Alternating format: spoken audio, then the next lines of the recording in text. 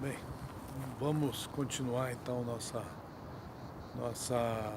nosso estudo panorâmico, né, da Bíblia. Espero terminar agora, né, o estudo do Pentateuco. E estamos aqui em Lisboa, né, que é o Parque Monsanto. E nosso objetivo nesse estudo, né, como eu disse, foi dar uma visão panorâmica.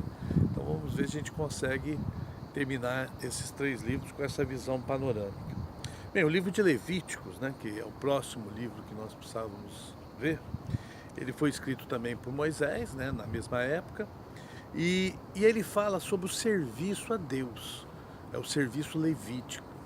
E porque a tribo de Levi, dentre os 12 filhos de Jacó, os descendentes de Levi, que foi um dos filhos de Jacó, foi escolhido dentre todas as outras tribos para ser a tribo que serviria a Deus. Então é o serviço levítico. Esse serviço incluía desmontar a tenda, levar os utensílios. E dentre a tribo de Levi existiam os descendentes de Arão. Arão foi irmão de Moisés. E os descendentes de Arão formaram então o sacerdócio, aqueles que eram encarregados por Deus de fazer os sacrifícios e de levar a adoração do povo a Deus, né? E aquilo que Deus falasse através do Urim e Tumim eram pedras que ficavam no peitoral do sumo sacerdote, quando ele entrava no Santo dos Santos uma vez por ano. Essas pedras indicavam a palavra específica de Deus. E isso então, esse sacerdote, né, levava ao povo. Então, o objetivo dos sacerdotes era levar a adoração do povo a Deus e o falar de Deus ao povo. E por isso que hoje, né, nós que nos recebemos o Senhor Jesus, somos o sacerdócio santo, né, o sacerdócio real, a nação santa, conforme está em 1 Pedro 2,9. Então hoje, nos cristãos, todos somos sacerdotes. Mas aqui são os princípios, né, do sacerdócio, os princípios do serviço a Deus, como servir a Deus de acordo com a determinação de Deus. Então, Levítico 1 e 2 fala assim: chamou o Senhor a Moisés e da tenda da congregação lhe disse: fala aos filhos de Israel e diz-lhe: quando algum de vós trouxer oferta ao Senhor, trareis da vossa oferta de gado, de rebanho ou de gado miúdo. Então ele começa a falar como executar as ofertas, como fazer as ofertas. A questão, por exemplo, do holocausto, né, que está referindo-se à nossa consagração. Esse holocausto deveria ser queimado de manhã, à tarde. A questão do fogo do altar, que era um fogo que, primeiro, ele vinha de Deus, e depois ele não poderia ser apagado, então ele deveria ser constantemente alimentado, mostrando que no nosso serviço a Deus, aquilo que nos motiva ao serviço a Deus, que é o altar, ele deve estar constantemente, né, sendo suprido, né?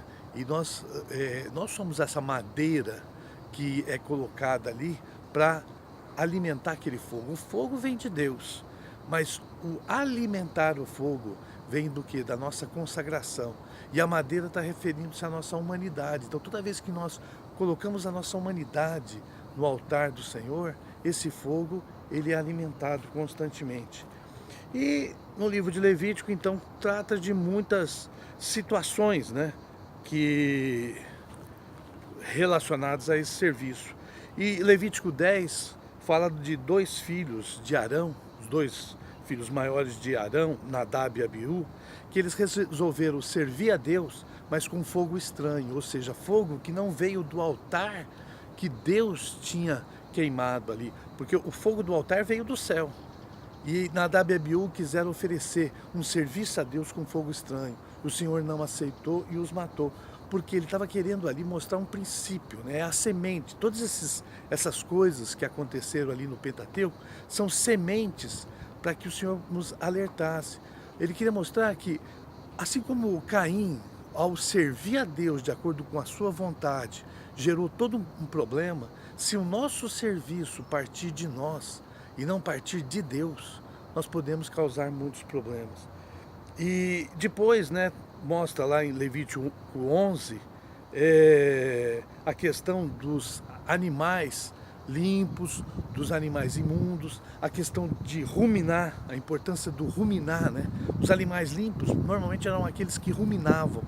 Isso mostrando que quando nós recebemos a palavra de Deus, porque na Bíblia fala, né, não só de pão vivereis o homem, mas de toda palavra que procede da boca de Deus. Então, todo o alimento de Deus para nós, ele precisa também ser ruminado. Nós somos animais, como as ovelhas, né, que ruminam. Por quê? Porque no ruminar é que nós vamos receber todos os nutrientes. Aqueles animais que não ruminavam, normalmente eram animais imundos, tá? E depois fala a respeito da lepra.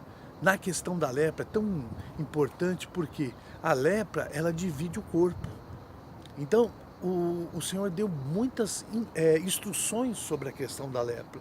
Tudo isso que, como diz lá em 1 Coríntios, capítulo 10, né, fala assim que todas as coisas que foram escritas, para o nosso exemplo foram escritas. Então, foram escritas para nós aprendermos. Então, Levíticos é um livro que nós precisamos, para entrarmos, para nos aprofundarmos, precisamos sempre lembrar que isso, nós somos esses sacerdotes, né?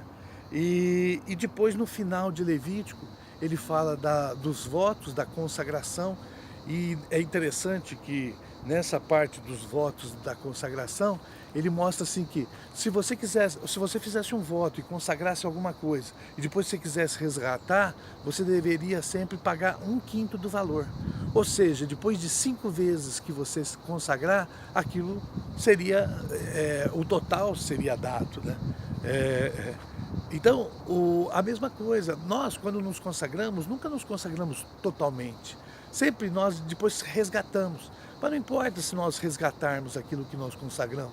Sempre 1/5 vai ficar. Até que uma hora, né, tudo fique de Deus. E esse livro de Levíticos, eu até queria que meu filho fizesse, porque quando ele tinha 14 anos, quando ele começou a ler a Bíblia sequencialmente, ele deparou com o livro de Levítico, tantas figuras, tantas coisas, e ele não conseguia entender. Aí ele pegou um livro, né, que o ajudou, e ele fez inclusive como se fosse uma Bíblia anotada. Pedi para ele fazer esse estudo panorâmico de Levítico, mas ele não, por enquanto não fez, né? Se ele fizer, ainda nós vamos colocar ele aqui, tá? Mas isso é para mostrar assim que qualquer um, né, que quiser se aprofundar no livro de Levítico, depois da gente dar essa visão panorâmica, eu acredito que vai conseguir ter um bom sucesso.